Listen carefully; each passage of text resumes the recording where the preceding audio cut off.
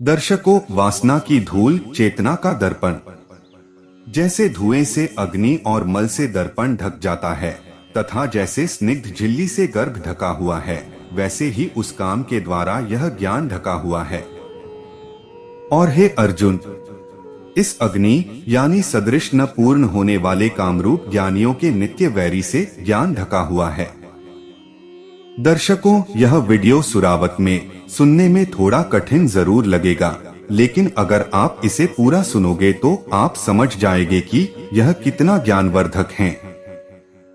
तो दर्शकों, अगर आपने जीवन में सुखी होना चाहते हो, चिंता मुक्त रहना चाहते हो, तो इसे ध्यान से और अंत तक जरूर सुने और सच्चे दिल से कमेंट में जय श्री कृष्ण जरूर लिखें। दर्शकों, कृष्ण ने कहा है, जैसे धुएं से अग्नि ढकी हो, ऐसे ही काम से ज्ञान ढका है।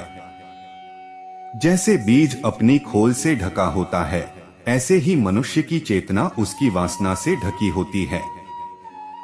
जैसे गर्भ झिल्ली में बंद और ढका होता है, ऐसे ही मनुष्य की आत्मा उसकी कामना से ढकी होती है। इस सूत्र को ठीक से समझ लेना उपयोगी है। पहले तो यह समझ लेना जरूरी है कि ज्ञान स्वभाव है, मौजूद अभी और यहीं। ज्ञान कोई उपलब्धि नहीं है, कोई अचीवमेंट नहीं है। ज्ञान कोई ऐसी बात नहीं है जो आज हमारे पास नहीं है और कल हम पालेंगे, क्योंकि अध्यात्म मानता है कि जो हमारे पास नहीं है उसे हम कभी नहीं पा सकेंगे। अध्यात्म की समझ है कि जो हमारे पास है हम केवल उसे ही पा सकते हैं। यह बड़ी उल्टी बात मालूम पड़ती है। जो हमारे पास है उसे ही हम केवल पा सकते हैं, और जो हमारे पास नहीं है हम उसे कभी भी नहीं पा सकते हैं। इसे ऐसा कहें कि जो हम हैं वही हमें मिलता है, और जो हम नहीं हैं हमारे लाख उपाय दौड़ धूप हमें वहां नहीं पहुंचाते, वह नहीं उपलब्ध होता जो हम नहीं हैं। बुद्ध को जिस दिन ज्ञान हुआ, लोग उनके पास आए और उन्होंने पूछा, आपको क्या मिला? तो बुद्ध ने कहा, यह मत पूछो, यह पूछो कि मैंने क्या खोया। वे लोग हैरान हुए। उन्होंने कहा, इतनी तपश्चर्या, इतनी साधना, इतनी खोज क्या खोने के लिए करते थे या पाने के लिए? बुद्ध ने कहा, कोशिश तो पाने के लिए की थी, लेकिन अब जब पाया तो कहता हूँ कि सिर्फ खोया, पाया कुछ भी नहीं। नहीं उनकी समझ में आया होगा। उन्होंने कहा, हमें ठीक से समझाएं। तो बुद्ध ने कहा, वही पाया जो मुझे मिला ही हुआ था, और सिर्फ वही खोया जो मेरे पास था ही नहीं, लेकिन मुझे मालूम पड़ता था कि मेरे पास है। जो नहीं था उसे खो दिया है, और जो था उसे पा लिया है।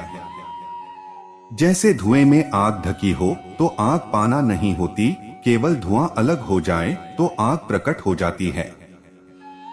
जैसे सूरज बदलियों से ढका हो तो सूरज पाना नहीं होता, सिर्फ बदलियां हट जाएं तो सूरज प्रकट हो जाता है। जैसे बीज ढका है, वृक्ष पाना नहीं है। वृक्ष बीज में है ही, अप्रकट है, छिपा है, कल प्रकट हो जाएगा। ऐसे ही ज्ञान सिर्फ अप्रकट है, कल प्रकट हो जाएगा। इसके दो अर्थ हैं। इसका एक अर्थ तो यह है कि अज्ञानी भी उतने ही ज्ञान से भरा है जितना परम ज्ञानी। फर्क अज्ञानी और ज्ञानी में अगर हम ठीक से समझें तो अज्ञानी के पास ज्ञानी से कुछ थोड़ा ज्यादा होता है, धुआं ज्यादा होता है। आग तो उतनी ही होती है जितनी ज्ञानी के पास होती है, अज्ञानी के पास कुछ और ज्यादा भी होता है, धुआं भी होता है। सूरज तो उतना ही होता है जितना ज्ञानी के पास होता है, अज्ञानी के पास काली बदलियां भी होती हैं।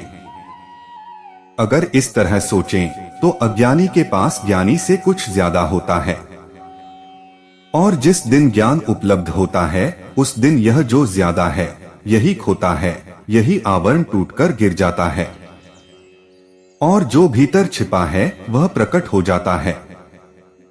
तो पहली बात तो यह समझ लेनी जरूरी है कि अज्ञानी से अज्ञानी मनुष्य के भीतर ज्ञान पूरी तरह मौजूद है। अंधेरे से अंधेरे में भी, गहन अंधकार में भी परमात्मा पूरी तरह मौजूद है। कोई कितना ही भटक गया हो, कितना ही भटक जाए, तो भी ज्ञान से नहीं भटक सकता, वह उसके भीतर मौजूद है। हम कहीं भी चले जाएं, और हम कैसे भी पापी हो जाएं, और कितने भी अज्ञानी और कितना ही अंधेरा और जिंदगी कितने ही धुएं में घिर जाए, तो भी हमारे भीतर जो है वह नहीं खोता है। उसके खोने का कोई उपाय नहीं है। लोग पूछते हैं कि ईश्वर को खोजना है, तो उनसे मैं पूछता हूं, तुमने खोया कब? इसका मुझे सब हिसाब किताब दे दो, तो मैं तुम्हें खोजने का रास्ता भी बता दूं। ईश्वर ऐसे तत्व का नाम है जिसे हम खोना भी चाहें तो नहीं खो सकते हैं। खोने का जिसे उपाय ही नहीं है, उसका नाम स्वभाव है, उसका नाम स्वरूप है। आग उत्ताप नहीं खो सकती, वह उसका स्वभाव है। मनुष्य ज्ञान नहीं खो सकता, यह उसका स्वभाव है। लेकिन फिर भी अज्ञान तो है। तो अज्ञान को हम क्या समझें? अज्ञान से दो मतलब हो सकते हैं। ज्ञान का अभाव मतलब हो सकता है अज्ञान से, एब्सेंस ऑफ नोइंग। कृष्ण का यह मतलब नहीं है। अज्ञान ज्ञान का अभाव नहीं है, अज्ञान ज्ञान का ढका होना है। अज्ञान ज्ञान का अभाव नहीं है, अज्ञान सिर्फ ज्ञान का अप्रकट होना है। यह भी बहुत मजे की बात है कि धुआं वहीं प्रकट हो सकता है जहां आग हो। धुआं वहां प्रकट नहीं हो सकता जहां आग न हो। अज्ञान भी वहीं प्रकट हो सकता है जहां ज्ञान हो। अज्ञान भी वहां प्रकट नहीं हो सकता जहां ज्ञान न हो। इसलिए तर्कशास्त्री से अगर पूछेंगे, न्यायिक से अगर पूछेंगे, तो वह कहेगा जहां जहां धुआं है वहां वहां आग है। हम धुआं देखकर ही कह देते हैं कि आग जरूर होगी। दूसरी मजे की बात यह है कि धुआं तो बिना आग के कभी नहीं होता, लेकिन आग कभी बिना धुएं के हो सकती है, होती है। असल में धुएं का संबंध आग से इतना ही है कि आग बिना ईंधन के नहीं होती, और ईंधन अगर गीला है तो धुआं होता है, और ईंधन अगर सूखा है तो धुआं नहीं होता। लेकिन धुआं बिना आग के नहीं हो सकता, ईंधन कितना ही गीला हो। ईंधन अगर सूखा हो तो आग बिना धुएं के हो सकती है। दमकता हुआ अंगारा बिल्कुल बिना धुएं के होता है। अज्ञान के अस्तित्व के लिए पीछे ज्ञान जरूरी है, इसलिए अज्ञान ज्ञान का अभाव नहीं है, एब्सेंस नहीं है, अनुपस्थिति नहीं है। अज्ञान भी बताता है कि भीतर ज्ञान मौजूद है, अन्यथा अज्ञान भी संभव नहीं है, अज्ञान भी नहीं हो सकता है। अज्ञान सिर्फ आवरण की खबर देता है, और आवरण सदा उसकी भी खबर देता है जो भीतर मौजूद है। बीज सिर्फ आवरण की खबर देता है, अंडे के ऊपर की खोल सिर्फ आवरण की खबर देती है। साथ में यह भी खबर देती है कि भीतर वह भी मौजूद है जो आवरण नहीं है। इसलिए अज्ञानी को हताश होने की कोई भी जरूरत नहीं है। अज्ञानी को निराश होने की कोई भी जरूरत नहीं है, और ज्ञानी को भी अहंकारी हो जाने की कोई जरूरत नहीं है। अगर हिसाब रखा जाए तो अज्ञानी के पास ज्ञानी से सदा ज्यादा है। यह ज्ञानी को अहंकारी होने की कोई भी जरूरत नहीं है। अज्ञानी को निराश होने की कोई भी जरूरत नहीं है। जो ज्ञानी में प्रकट हुआ है वह अज्ञानी में अप्रकट है। जो अप्रकट है वह प्रकट हो सकता है। वह अप्रकट क्यों है? क्या कारण है? क्या बाधा है? दर्शकों, कृष्ण कहते हैं, धुआं जैसे आग को घेरता है वैसे ही वासना मन को घेरे हुए है। वासना को समझना जरूरी है, अन्यथा आत्मा को हम न समझ पाएंगे। वासना को समझना जरूरी है, अन्यथा अज्ञान को हम न समझ पाएंगे। वासना को समझना जरूरी है, अन्यथा का ज्ञान प्रकट होना असंभव है। अब अगर हम ठीक से समझें तो ज्ञान में अज्ञान बाधा नहीं बन रहा है, ठीक से समझें तो ज्ञान में वासना बाधा बन रही है, क्योंकि वासना ही गीला ईंधन है जिससे कि धुआं उठता है। वासना मुक्त आदमी सूखे ईंधन की भांति है। मैंने सुना है फरीद के जीवन में एक छोटा सा उल्लेख है। एक आदमी आया है और फरीद से पूछने लगा कि मैंने सुना है कि मंसूर के हाथ पैर काट डाले गए और उसे दुख न हुआ, यह कैसे हो सकता है? और मैंने सुना है कि जीसस को फांसी लगाई गई और जीसस परमात्मा से कहते रहे, इन सबको माफ कर देना क्योंकि ये लोग जानते नहीं हैं कि क्या कर रहे हैं। यह कैसे हो सकता है? यह असंभव है। सूली लगाई जाए, हाथ पैर काटे जाएं, कीले ठोके जाएं, गर्दन काटी जाए, यह संभव नहीं है। पीड़ा तो होगी ही, दुख तो होगा ही। मुझे ये सब कहानियां मालूम पड़ती हैं। फरीद हंसने लगा। उसके पास एक नारियल पड़ा था, कोई भक्त चढ़ा गया था। उसने उसे उठाकर दे दिया और कहा, जाओ, देखते हो इस नारियल को, इसे ठीक से तोड़ लाओ, खोल अलग कर देना, गिरी अलग कर लाना और गिरी को साबित बचा लाना। उस आदमी ने कहा, माफ करें, यह न होगा। नारियल कच्चा है, गिरी और खोल जुड़े हुए हैं। अभी मैं खोल तोड़ूंगा तो गिरी भी टूट जाएगी। फरीद ने कहा, छोड़ो, दूसरा नारियल ले जाओ। यह सूखा नारियल है, इसकी तो गिरी और खोल अलग कर लाओगे? उस आदमी ने कहा, बिल्कुल कर लाऊंगा। फरीद ने कहा, अब जाने की जरूरत नहीं है, नारियल को यहीं रख दो। मैं तुमसे यह पूछता हूँ कि सूखे नारियल की गिरी और खोल को तुम बचा लाओगे, अलग कर लाओगे? खोल टूट जाएगी, गिरी बच जाएगी। क्यों? उस आदमी ने कहा, यह भी कोई पूछने की बात है? सूखे नारियल की गिरी और खोल अलग अलग हो गई हैं, कच्चे नारियल की जुड़ी हैं। फरीद ने कहा, बस अब जाओ, तुम्हारे सवाल का जवाब मैंने दिया है। जीसस या मंसूर जैसे लोगों का नारियल सूखा नारियल है। तो शरीर को कोई चोट पहुंचाता है तो शरीर टूटता है, लेकिन आत्मा तक चोट नहीं पहुंचती है, आत्मा तक घाव नहीं बनता। हम सब कच्चे नारियल हैं, शरीर पर चोट लगी नहीं कि आत्मा तक चोट पहुंच जाती है। जुड़ा है सब। वासना कच्चा ईंधन है, गीली लकड़ी है। क्या मतलब है मेरा? वासना को देखने के 2-3 प्रकार हैं। एक तो वासना की मान्यता है कि जो मुझे चाहिए वह मेरे पास नहीं है।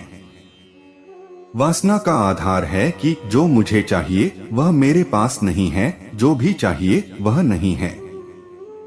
वासना का स्वरूप सदा यही है कि जो भी चाहिए वह मेरे पास नहीं है। ऐसा नहीं कि कल वह चीज मिल जाएगी तो वासना मर जाएगी, सिर्फ वासना उस चीज से सरककर किसी दूसरी चीज पर लग जाएगी।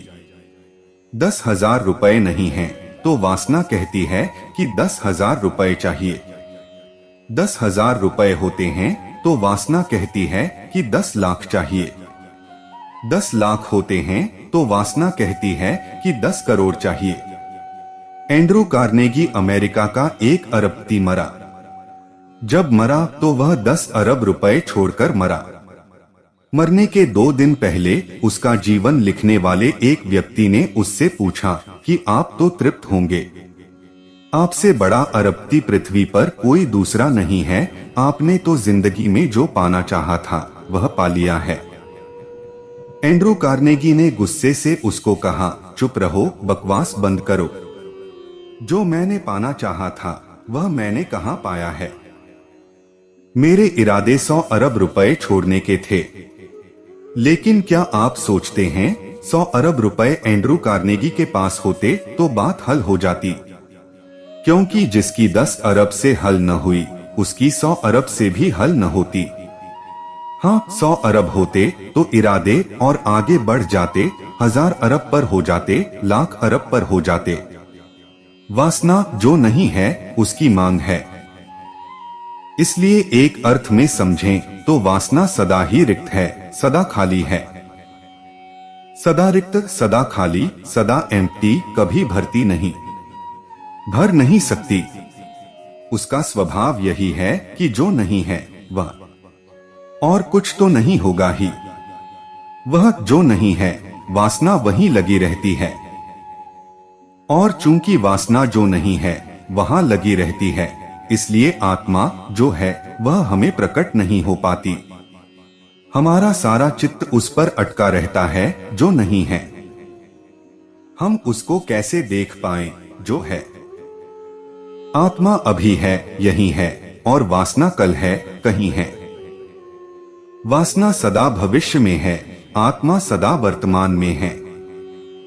इसलिए जिस आदमी का मन वासना में भटक रहा है वह आत्मा तक नहीं पहुंच पाता। इसलिए कृष्ण कहते हैं उसे ज्ञान उपलब्ध नहीं हो पाता। जैसे आप अपने दरवाजे पर खड़े हैं और रास्ते पर चलते लोगों को देख रहे हैं तो फिर घर के लोगों को न देखे पाएंगे। सच तो यह है कि अगर रास्ते पर चलते लोगों को देखने में बहुत लीन हो गए तो अपने को भूल ही जाएंगे।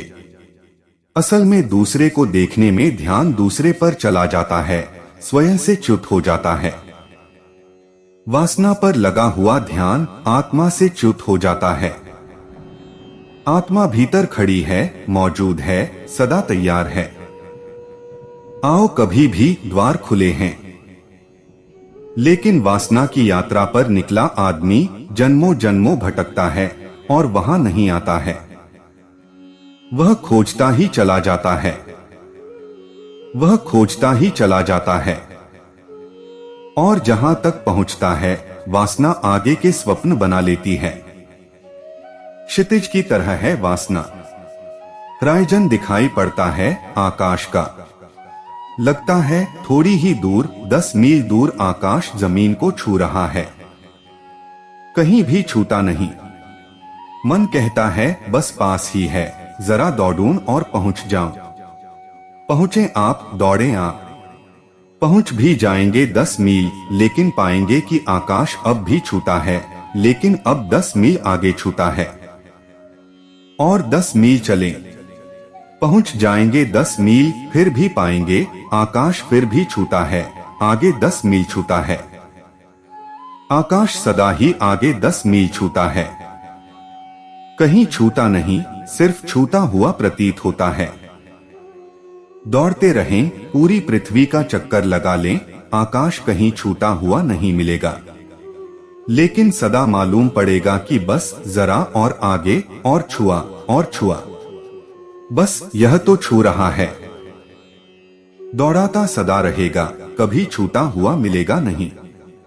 वासना आकाश छूती हुई क्षितिज की रेखा जैसी है। सदा लगती है बस अब पूरी हुई, 1 वर्ष और 2 वर्ष और 10 वर्ष और, यह कारखाना और यह मकान और यह दुकान, और बस पूरा हुआ जाता है। क्षितिज की रेखा आई जाती है, आकाश छू लेगा। पहुंच जाते हैं वहां, पाते हैं कि रिक्त खाली हाथ वैसे ही खड़े हैं जैसे 10 साल पहले थे, 50 साल पहले थे, और आकाश अभी भी थोड़े आगे छू रहा है। वासना अभी भी थोड़े आगे कह रही है, थोड़े और चल आओ तो तृप्ति हो जाएगी।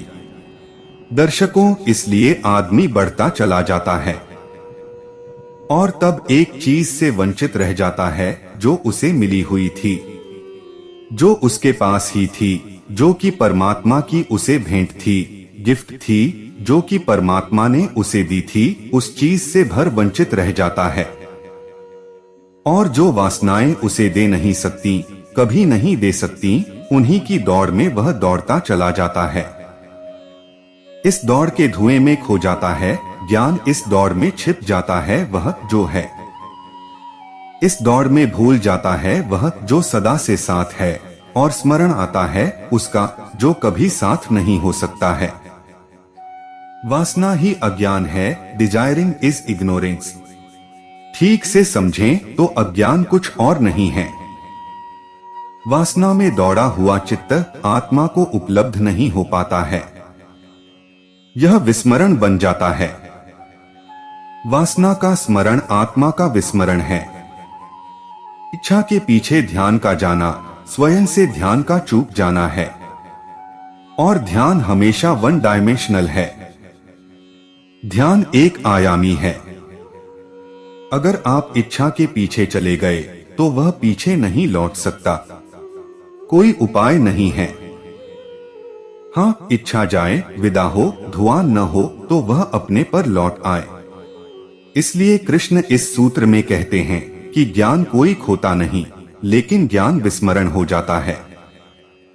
फॉरगेटफुलनेस खोना नहीं है, सिर्फ विस्मृति है। मैंने सुना है पिछले महायुद्ध में एक आदमी चोट खाकर गिर पड़ा और भूल गया नाम, पिता का नाम, घर का पता। कठिनाई न पड़ती अगर उसका नंबर भी रह गया होता, लेकिन युद्ध के मैदान में कहीं उसका नंबर भी गिर गया और वह बेहोश उठाकर लाया गया। नंबर होता तो पता चल जाता। नंबर भी नहीं था और उस आदमी को होश आया। उसे पता भी नहीं था कि मैं कौन हूँ। उसे रिटायर्ड भी कर दिया गया, लेकिन उसे कहाँ पहुँचाया जाए, उसे अपना कोई पता ही नहीं। फिर किसी मनोवैज्ञानिक ने सुझाव दिया कि उसे इंग्लैंड के गांव-गांव में घुमाया जाए, ट्रेन से ले जाया जाए। हो सकता है किसी स्टेशन को देखकर उसे याद आ जाए कि यह मेरा गांव है, क्योंकि गांव खोया तो नहीं है, सिर्फ विस्मरण हो गया है। गांव तो अपनी जगह होगा और यह आदमी अपनी जगह है, और गांव अपनी जगह है और यह आदमी अपनी जगह है। सब अपनी जगह है, लेकिन बीच की स्मृति का धागा टूट गया है, शायद जुड़ जाए। उसे गांव-गांव ले जाया गया, बड़े-बड़े नगरों में ले जाया गया, लेकिन वह बस खड़ा हो जाता, उसे कुछ याद न आता। फिर एक जगह तो ट्रेन रुकनी नहीं थी, किसी कारण से छोटी स्टेशन पर रुकी थी। उस आदमी ने खिड़की से झांककर देखा। फिर वह मनोवैज्ञानिकों को बताने के लिए नहीं रुका, जो उसके साथ थे दरवाजा खोलकर भागा। उसने कहा, मेरा गांव। मनोवैज्ञानिक उसके साथी जो उसे घुमा रहे थे, वे उसके पीछे भागे। उसे कहा कि रुको भाई। वह नहीं रुका। वह तो स्टेशन पार कर गया। वह तो अपनी गली में पहुंच गया। वह तो अपने घर के सामने पहुंच गया। उसने कहा, वह रहा मेरे पिता का घर। वह रही मेरी तख्ती जो घर के सामने लगी है। विस्मरण टूट गया, स्मरण लौट आया। परमात्मा पुनः स्मरण है, रिमेंबरिंग है। वह हमारे भीतर बैठा है। हम एक दुर्घटनाग्रस्त स्थिति में हो गए हैं। हमारा एक्सीडेंट, हमारी दुर्घटना यह है कि जो नहीं है उसने हमें आकर्षित कर लिया है। इसका कारण है कि जो होता है उसका आकर्षण नहीं होता है। जो नहीं है उसमें आकर्षण होता है। जो पास है उसे हम भूल जाते हैं, जो दूर है उसे हम याद करते हैं। कभी आपने ख्याल किया, मित्र पास हो तो याद नहीं आती, मित्र दूर हो तो याद आती है। प्रियजन बगल में बैठा हो तो भूल जाता है, अखबार पढ़ते रहते हैं। और प्रियजन दूर चला जाए तो अखबार क्या, गीता भी नहीं पढ़ी जाती, बंद करके रख देते हैं, उसकी याद आती है। दूर है कोई चीज तो याद आती है, नहीं है पास तो याद आती है। पास है, बिल्कुल पास है तो याद भूल जाती है। और परमात्मा से ज्यादा पास हमारे और कोई भी नहीं है। मोहम्मद ने कहा है, गले की नस जो कट जाए तो जीवन चला जाए, उससे भी पास है परमात्मा। श्वास जो बंद हो जाए तो प्राण निकल जाए। मोहम्मद ने कहा है, उससे भी पास है परमात्मा। श्वास से भी जो पास है, उसे अगर हम भूल गए तो कोई आश्चर्य नहीं, स्वाभाविक है। अज्ञान बिल्कुल स्वाभाविक है, लेकिन तोड़ा जा सकता है, अनिवार्य नहीं है। स्वाभाविक है, अनिवार्य नहीं है। प्राकृतिक है, मंगलदायी नहीं है। भूल गए यह ठीक, लेकिन इस भूल से सारा जीवन दुख और पीड़ा और नरक से भर जाता है। हमारी सारी पीड़ा एक ही है, बुनियाद में, गहरे में, केंद्र पर, कि हम उसे भूल गए हैं जो हमारे भीतर बैठा है। कृष्ण कहते हैं, जैसे धुएं से आग छिपी है, ऐसे ही तुम भी छिपे हो अपनी ही वासना से। कभी आपने ख्याल किया कि यह धुआं बड़ा कीमती शब्द है? कुछ और शब्द भी प्रयोग किया जा सकता था, लेकिन धुआं कितना हवाई है, ठोस नहीं है, जरा भी ठोस नहीं है। हाथ हिलाएं तो चोट भी नहीं लगती धुएं को। और कृष्ण जैसा आदमी जब एक भी शब्द का प्रयोग करता है तो यूं ही नहीं करता। कृष्ण जैसे लोग टेलीग्राफिक होते हैं, एक एक शब्द बड़ी मुश्किल से उपयोग करते हैं। जैसे टेलीग्राफ ऑफिस आप चले जाते हैं तो एक एक शब्द को काटते हैं कि कहीं ज्यादा न हो जाए, ज्यादा दाम न लग जाए। 8 अक्षर, पहले 10, अब 8 से ही काम चलाना पड़ता है, 8 में ही काम हो जाता है। लेकिन कभी आपने ख्याल किया कि 800 शब्दों की चिट्ठी जो काम नहीं करती, वह 8 अक्षर का तार काम कर जाता है। असल में जितने बेकार शब्द अलग हो जाते हैं, उतना ही इंटेंस, उतना ही गहरा भाव प्रकट हो जाता है। कृष्ण जैसे लोग टेलीग्राफिक हैं, एक भी शब्द का ऐसे ही उपयोग नहीं कर लेते। जब वे कहते हैं धूल की भांति वासना को, तो कुछ बात है। उन्होंने तो ठीक शब्द मल प्रयोग किया है। मल और भी धूल से भी कठिन शब्द है। मल में गंदी धूल का भाव है, सिर्फ धूल का नहीं। गंदगी से भर गया, धूल ही नहीं, सिर्फ गंदगी भी। वासना में गंदगी क्या है? दुर्गंध क्या है? बहुत दुर्गंध है। और वह दुर्गंध इस बात से आती है कि एक तो वासना कभी भी दूसरे का गुलाम हुए बिना पूरी नहीं होती, और जीवन में सारी दुर्गंध परतंत्रता से आती है, और जिंदगी की सारी सुगंध स्वतंत्रता से आती है। जितना स्वतंत्र मन उतना ही सुवास से भरा होता है, और जितना परतंत्र मन उतनी दुर्गंध से भर जाता है। और वासना परतंत्र बनाती है। अगर आप एक स्त्री पर मोहित हैं तो एक गुलामी आ जाएगी। अगर आप एक पुरुष पर मोहित हैं तो एक गुलामी आ जाएगी। अगर आप धन के दीवाने हैं तो धन की गुलामी आ जाएगी। अगर आप पद के दीवाने हैं तो जाकर दिल्ली में देखें। एक दफे दिल्ली में सबको पकड़ लिया जाए और एक पागल खाना बना दिया जाए तो मुल्क बहुत शांति में हो जाए। अलग अलग पागल खाने खोलने की जरूरत नहीं, पूरी दिल्ली घेरकर पागल खाना बना देना चाहिए। या पार्लियामेंट को ही पकड़ लिया जाए तो भी काफी है। कुर्सी तो आदमी ऐसा गुलाम हो जाता है, ऐसा गिड़गिड़ाता है, ऐसी लार टपकाता है, ऐसे हाथ जोड़ता है, ऐसे पैर पड़ता है, और क्या क्या नहीं करता, वह सब करने को राजी हो जाता है। एक गुलामी है, एक दास्ता है। जहां भी वासना है वहां गुलामी होगी। जो पैसे का पागल है उसको देखा है आपने कि रुपए को कैसा कैसा मोहित, कैसा मंत्रमुग्ध देखता है। रात सपने में भी गिनता रहता है। पैसा छिन जाए तो उसके प्राण चले जाएं। उसका प्राण पैसे में होता है। पैसा बच जाए तो उसकी आत्मा बच जाती है। वासना दुर्गंध लाती है क्योंकि वासना परतंत्रता लाती है, और इसलिए वासना से भरा हुआ आदमी कभी सुगंधित नहीं होता। उसके चारों तरफ वह सुगंध नहीं दिखाई पड़ती जो किसी महावीर, किसी बुद्ध, किसी कृष्ण के आसपास दिखाई पड़ती है।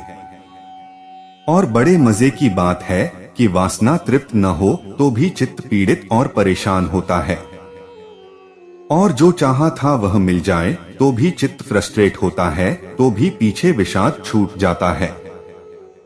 काम वासना तृप्त न हो तो मन काम वासना के चित्रों की दुर्गंध से भर जाता है, और काम वासना तृप्त होने का मौका आ जाए तो पीछे सिवाय हारे हुए दुर्गंध से पराजित व्यक्तित्व के कुछ भी नहीं छूटता। दोनों ही स्थितियों में चेतना धूमिल होती है और चेतना पर गंदगी की परत जम जाती है। लेकिन गंदगी की परत पता नहीं चलती, क्योंकि धीरे धीरे हम गंदगी के आदी हो जाते हैं। दुर्गंध मालूम नहीं पड़ती, नासापुट राजी हो जाते हैं, कंडीशनिंग हो जाती है। तो ऐसा भी हो सकता है कि हमें दुर्गंध नहीं सुगंध मालूम पड़ने लगे।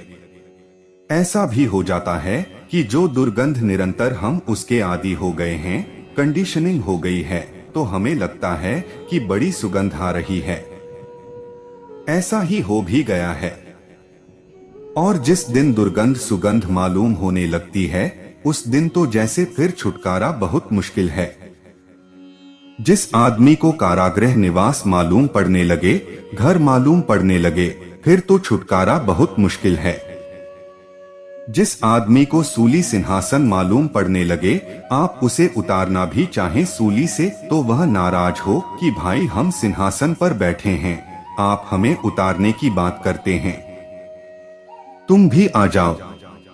तो अगर हम जीसस पर, कृष्ण और क्राइस्ट पर और बुद्ध और मोहम्मद पर अगर नाराज हो जाते हैं, तो नाराज होने का कारण है हम अपनी दुर्गंध में बड़े मस्त हैं। तुम नाहक हमें बेचैन करते हो, डिस्टर्ब करते हो, हम बड़े मजे में हैं। गोबर का कीड़ा है, वह गोबर में ही मजे में है। आप उसे गोबर से हटाएं तो वह बड़ी नाराजगी से फिर गोबर की तरफ चला जाता है। उसके लिए गोबर नहीं है, उसके लिए जीवन है। ख्याल शायद हमें ना आए कि जहां हम जी रहे हैं वह दुर्गंध है। लेकिन दुर्गंध तो है ही, चाहे हम कितने ही कंडीशन्ड हो जाएं। फिर हम कैसे पहचाने कि वह दुर्गंध है?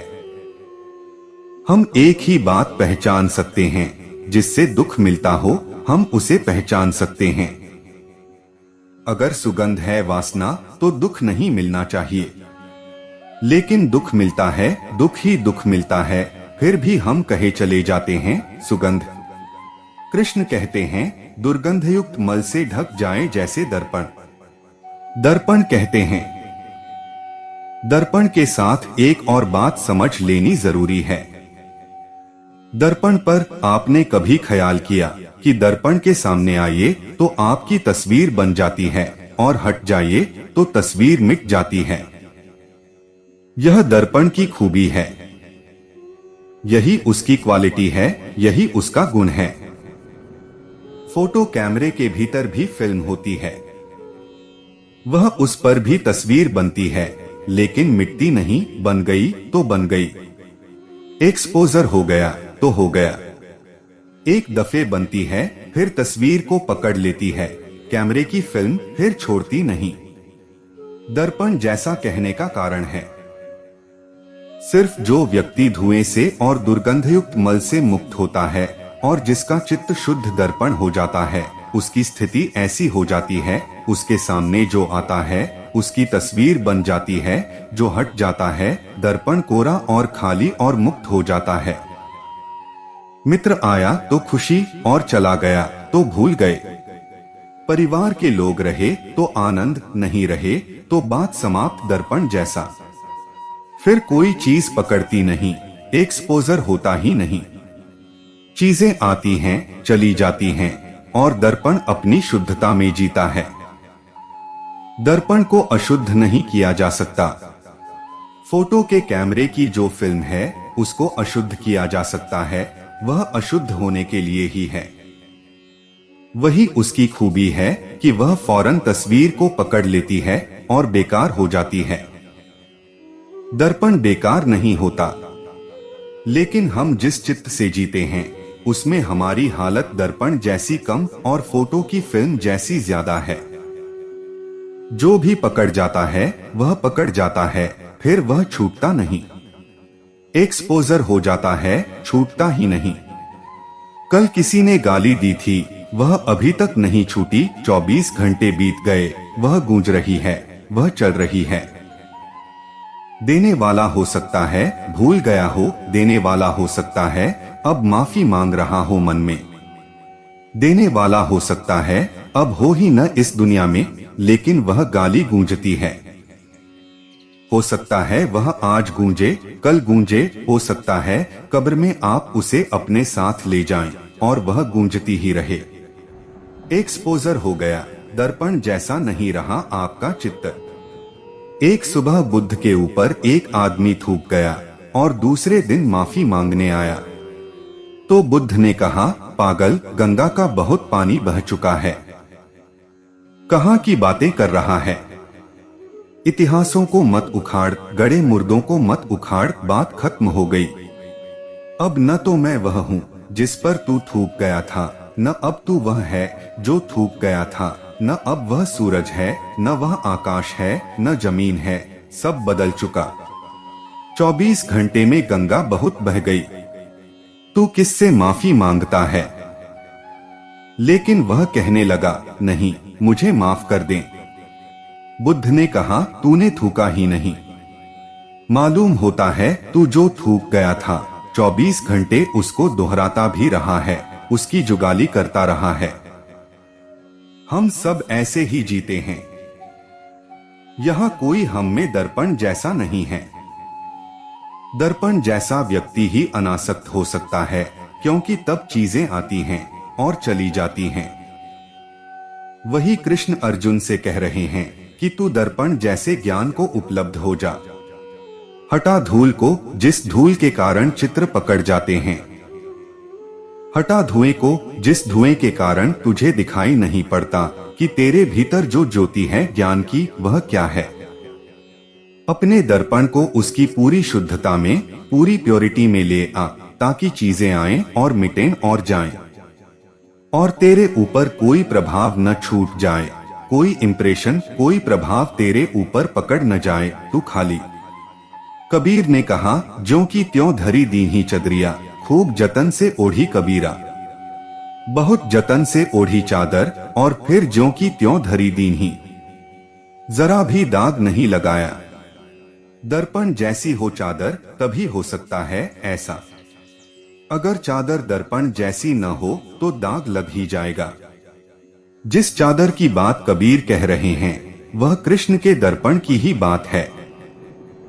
अगर चित्त दर्पण जैसा है तो कितना ही ओढ़े कोई दाग नहीं लगता। दर्पण पर दाग लगता ही नहीं। दर्पण कुछ पकड़ता ही नहीं।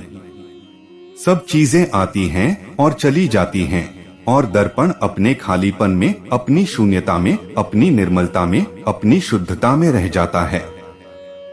लेकिन शुद्धता दर्पण की तो तब हो न जब उसके ऊपर धूल अशुद्धि की न जमे। दर्पण शुद्ध तो तब हो न जब मैं स्वयं रहूं, मेरे ऊपर दूसरे न जम जाएं। दर्पण तो शुद्ध तब हो न जब मैं जो हूं वही रहूं, उसकी आकांक्षा न करूं जो मैं नहीं हूं। दर्पण तो शुद्ध तभी हो सकता है न जब वर्तमान का क्षण पर्याप्त हो और जब भविष्य की कामनाएं न पकड़ें और अतीत की स्मृतियां न पकड़ें, तभी मन का दर्पण शुद्ध हो सकता है। ऐसे शुद्ध दर्पण को कृष्ण कहते हैं ज्ञान, और ऐसा ज्ञान मुक्ति है। तो दर्शकों, उम्मीद करता हूं कि आपको वीडियो पसंद आया होगा, और आप हमारे चैनल पर नए हो तो वीडियो को लाइक और चैनल को सब्सक्राइब जरूर करें। आपके एक लाइक से ही हमें प्रेरणा मिलती है और हम मोटिवेट होते हैं। धन्यवाद।